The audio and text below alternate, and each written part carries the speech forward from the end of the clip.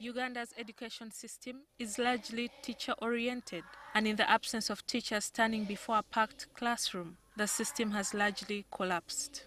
With no teachers, learners do not take the lessons seriously and quickly lose interest.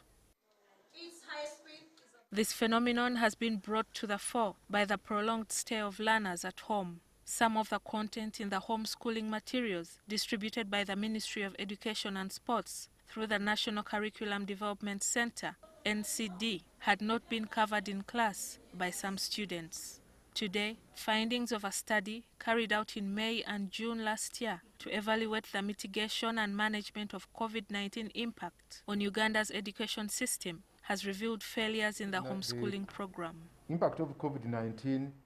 The study, carried out in 5 districts of Kampala, Masaka, Mubende, Jinja, and Lira, included a sample of 211 students, 171 teachers, and 94 parents.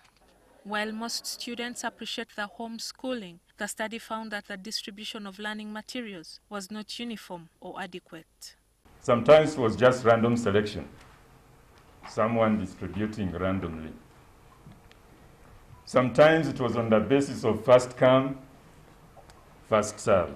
37.5% of the students said the learning materials were not delivered to their areas.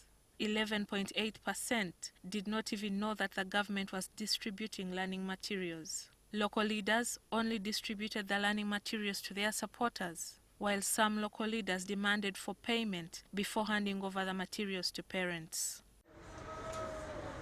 A 2019 assessment report by Uwezo Uganda, titled Are Our Children Learning?, revealed a decline in literacy and numeracy levels in primary 3 to primary 6 students. This was confirmed by the study, which revealed that 56% of learners did not understand the content provided in the learning materials, while 44% understood it.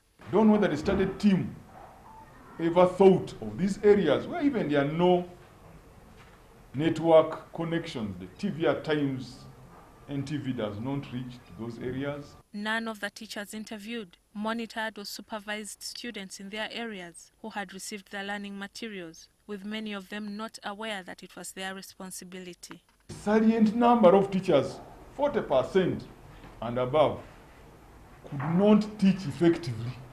Did you expect these teachers, who they had complained of, to do wonders in a situation where there is no food?